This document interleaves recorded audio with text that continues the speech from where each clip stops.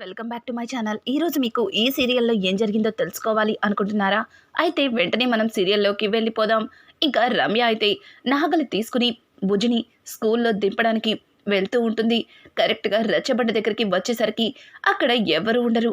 అదేంటి, చిన్నత్తయ్య ఇక్కడే కదా పని వాళ్ళు ఉంటారు అని చెప్పింది. కానీ ఇక్కడ చూస్తే ఎవరు కనిపించట్లేదు అని చెప్పి ఇక రమ్య చుట్టుపక్కల చూస్తుంది. బుజ్జి తన స్నేహితుడు రావడంతో, అమ్మా నేను రాముతో స్కూల్కి వెళ్తాను, నువ్వు పొలానికి వెళ్ళిపో అని చెప్పి బుజ్జి అయితే ఇక రమ్య దగ్గర నుంచి తన ఫ్రెండ్తో పక్కకి వచ్చేస్తాడు. తర్వాత, రే రాము నువ్వు వెళ్ళిపోరా, నేను చెల్లిని తీసుకుని వస్తాను, చెల్లిని చూడాలనిపిస్తుంది అని చెప్పి ఇక బుజ్జి అయితే అక్కడి నుంచి ఇంటికి వెళ్తాడు. ఇక్కడ చూస్తే రమ్య నాగలి మోయలేక అక్కడే పక్కన పెడుతుంది. అసలు ఇక్కడ చూస్తే ఎవరు లేరు, పని వాళ్ళు ఎందుకు రాలేదు అన్నట్టుగా ఇంకా రమ్య చుట్టుపక్కల మొత్తం చూస్తుంది.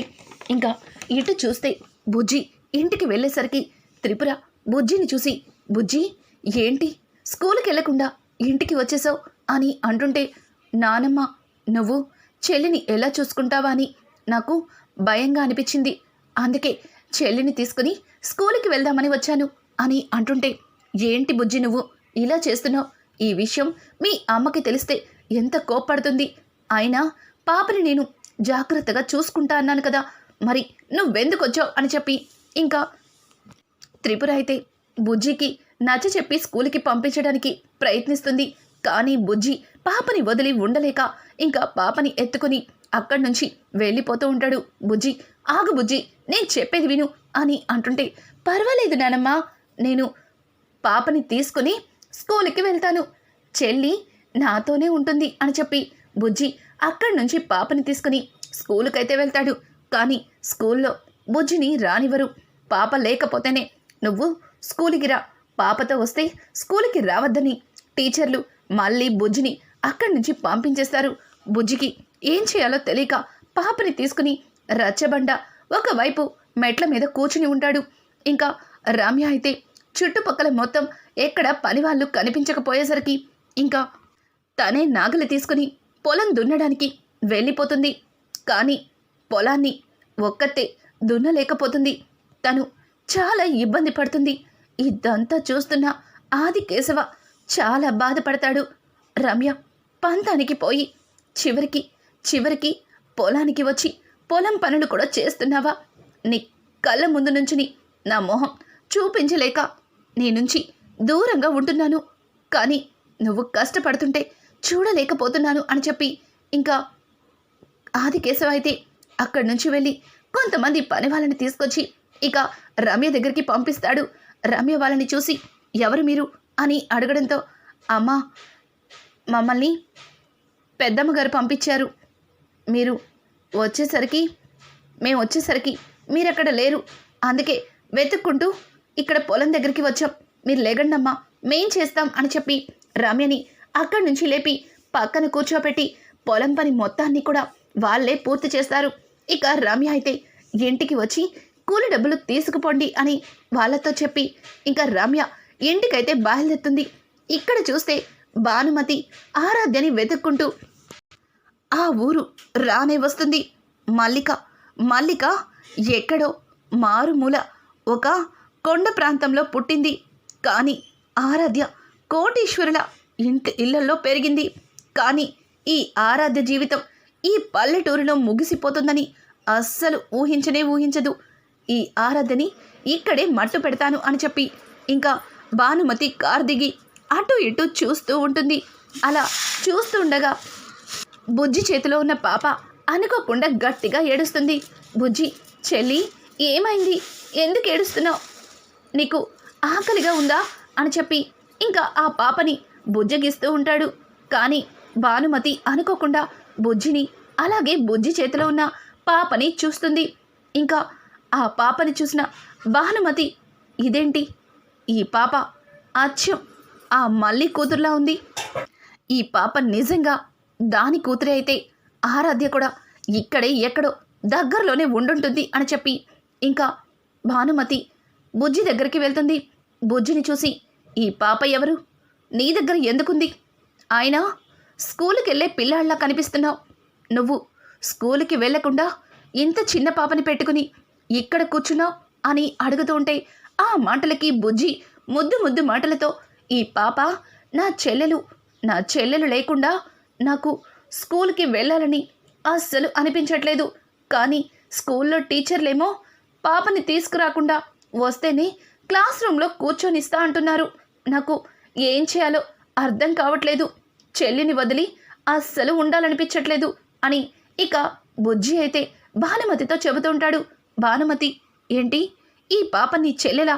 అసలు మీ అమ్మ ఎవరు, ఎక్కడ ఉంటుంది అని అడగడంతో దానికి బుజ్జి, మా అమ్మ రమ్య,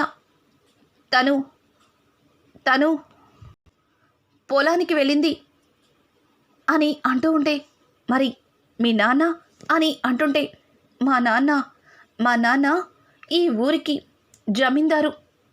కానీ ఇప్పుడు నాన్న ఇక్కడ లేరు, మా నుంచి దూరంగా వెళ్ళిపోయారు. నాన్న చెల్లిని అమ్మని జాగ్రత్తగా చూసుకోమని నాతో చెప్పి వెళ్ళిపోయారు అని అంటుంటే ఇక భానుమతికి ఏమీ అర్థం కాక బుజ్జి వైపు అనుమానంగా చూస్తుంది. ఇంకా తన మొబైల్లో ఉన్న ఫోన్ తీసి తన మొబైల్లో ఉన్న ఆరాధ్య ఫోటోని తీసి ఇక బుజ్జికి చూపించి, చూడు బాబు, ఈ ఫోటోలో ఉన్న అమ్మాయిని ఎక్కడన్నా చూసావా అని అడగడంతో ఇక బుజ్జి ఆ ఫోటోని చూసి ఒక్కసారిగా షాక్ అయిపోతాడు. ఏయ్, ఈ ఫోటోలో ఉన్న అమ్మాయిని ఎక్కడన్నా చూసావా అని అడుగుతుంటే మాట్లాడవేంటి అని అంటుంటే, చూశాను. ఆ రోజు ఇదిగో చెల్లిని తీసుకొచ్చి నా చేతికిచ్చి మా ఇంటి ముందే ఈ ఆంటీ పడిపోయింది. అప్పుడే నాన్నని ఈ పాప నాకు ఏమవుతుంది అని అడిగితే నాకు చెల్లెలవుతుంది అని చెప్పారు. ఆ ఆంటీ చనిపోయారు అని చెప్పి ఇక జరిగిందంతా కూడా బుజ్జి భానుమతికి చెబుతాడు. ఒక్కసారిగా భానుమతి, ఏంటి ఆరాధ్య చనిపోయిందా? అసలు ఇదంతా నిజమా? ఈ పాప ఆరాధ్య కూతురా? అయితే మల్లిక ఇదే అనమాట. ఆస్తి మొత్తం దీని పేరు మీదే ఉంది. దీన్ని చంపేస్తే ఆస్తి నా సొంతం అవుతుంది అని చెప్పి ఇక భానుమతి అయితే, ఏయ్, ఈ పాపనిలా ఇవ్వు అని చెప్పి ఇంకా బుజ్జి చేతిలోంచి పాపని లాక్కోబోతుంటే బుజ్జి, ఏయ్, ఎవరు నువ్వు? మా చెల్లెల్ని ఎందుకు తీసుకుంటున్నావు? నేనివ్వను అని చెప్పి బుజ్జి అయితే పాపని తీసుకోవడానికి ప్రయత్నిస్తుంటాడు. కానీ భానుమతి బలవంతంగా బుజ్జి చేతిలోంచి పాపని తీసుకోబోతుంటే బుజ్జి చాలా కోపంగా భానుమతి చేతిని గట్టిగా కొరికేసి పాపని ఎత్తుకుని పరిగెడుతూ ఉంటాడు. అలాగే పొలం నుంచి ఇంటికి వస్తున్న రమ్య కూడా అట్నుంచే వస్తూ ఉంటుంది.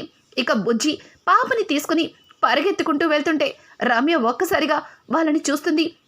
బుజ్జి, నువ్వు స్కూల్లో లేకుండా ఇక్కడేం చేస్తున్నావు అని అంటుంటే, అమ్మా అదంతా నీకు తర్వాత చెప్తాను. ఆవిడ చెల్లిని తీసుకుపోతానని అంటుంది. బలవంతంగా చెల్లిని నా నుంచి లాక్కుంటుంది. నేను చెల్లినివ్వనమ్మా, నాకు చెల్లి కావాలి.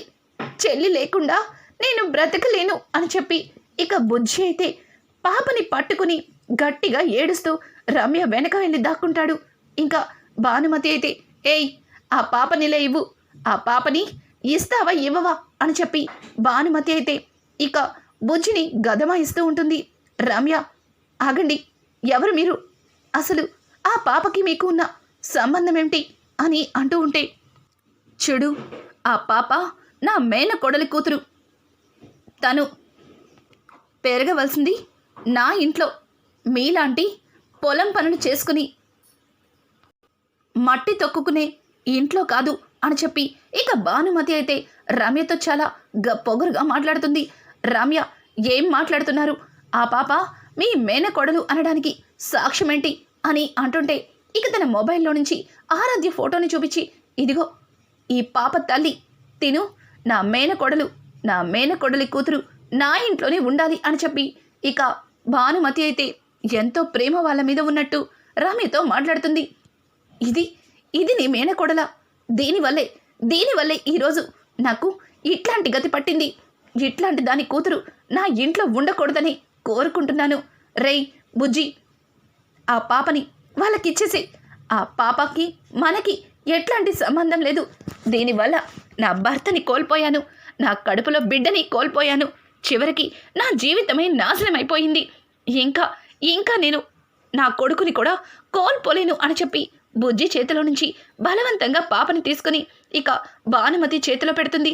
భానుమతి సంతోషంగా పాపని ఎత్తుకుని అక్కడి నుంచి కారులో వెళ్ళిపోతుంటే, అమ్మా అమ్మా, చెల్లి నాకు కావాలి, చెల్లి లేకుండా నేను బ్రతకలేను, ఆగండి ఆగండి, చెల్లిని నాకు ఇచ్చేయండి అని చెప్పి ఇక బుజ్జి అయితే పరిగెత్తుకుంటూ కారు వెంట పడుతూ ఉంటాడు. కానీ కారు ఫాస్ట్గా వెళ్ళేసరికి బుజ్జి ఏడుస్తూ అక్కడే స్పృహ తప్పి పడిపోతాడు. ఇక వెంటనే రమ్య బుజ్జి దగ్గరికి వెళ్ళి బుజ్జి బుజ్జి అని చెప్పి ఎంత లేపినా సరే బుజ్జి అస్సలు లేవడు. ఇక బుజ్జిని ఎత్తుకుని రమ్య ఫాస్ట్గా హాస్పిటల్కి అయితే వెళ్తుంది. కానీ హాస్పిటల్లో ఉన్న డాక్టర్ని చూసి రమ్య ఒక్కసారిగా కంగు తింటుంది. ఎందుకంటే బుజ్జికి ట్రీట్మెంట్ చేసే డాక్టర్ అక్కడ కనిపించడం రమ్యకి ఆశ్చర్యాన్ని కలిగిస్తుంది. మీరేంటిక్కడ అని అంటుంటే, నేను ఈ హాస్పిటల్లో పనిచేస్తున్న డాక్టర్ని. ఇంతకీ బుజ్జికి ఏమైంది, బుజ్జెందుకు ఇలా స్పృహ కోల్పోయాడు అని అంటుంటే, ఇంకా రమ్య అయితే జరిగిందంతా డాక్టర్కి చెప్తుంది. డాక్టర్ వెంటనే బుజ్జికి ట్రీట్మెంట్ మొదలు పెడతారు. కొంతసేపటి తర్వాత డాక్టర్ బయటికి వచ్చి ఇంకా రమ్యతో, ఆ రోజు బుజ్జికి ఉన్న జబ్బు గురించి చెప్తే మీరు నమ్మలేదు, కానీ ఆ పాప వల్ల బుజ్జి జబ్బు నయమైపోయింది. మళ్ళీ అదే పాప వల్ల మీ బుజ్జికి మళ్ళీ ఆ జబ్బు తిరగబెట్టింది అని చెప్పడంతో ఒక్కసారిగా, ఏంటి, తగ్గిపోయిన జబ్బు మళ్ళీ ఎలా వస్తుంది అని రమ్య అంటూ ఉంటే, అవునండి, బుజ్జి ఎప్పుడు కూడా సంతోషంగా ఉండేలా చూసుకోమని మీకు ఆ రోజే చెప్పాను, కానీ మీరు నా మాటని కొట్టి పడేశారు. ఇప్పుడు బుజ్జి ప్రాణాపాయ స్థితికి చేరుకున్నాడు. బుజ్జి ఎంతో ఇష్టంగా చూసుకునే ఆ పాప, అది చెల్లెల్లా భావించే ఆ చిన్న పాప లేకపోతే మీ బుజ్జి బ్రతకడం కష్టమని చెప్పి డాక్టర్ చెప్పిన మాటలకి ఒక్కసారిగా రమ్య అక్కడికక్కడే కుప్ప కూలిపోతుంది. అంటే కేశవ చెప్పిందంతా నిజమే. నేనే అనవసరంగా ఆయన్ని అనుమానించాను. నా మాటలతో ఎంతో బాధ పెట్టాను. అలాగే నిజం చెప్పిన డాక్టర్ని కూడా తిట్టి ఇంటి నుంచి తరిమేశానని ఇక రమ్య, అయ్యో, ఈ బాధని ఎవరికి చెప్పుకోను అని చెప్పి తల బాదుకుంటుంది. ఇక డాక్టర్ అయితే, చూడండి, బుజ్జి డబ్బుతోనో లేక ఆస్తులతోనో తన ప్రాణం బ్రతకదు.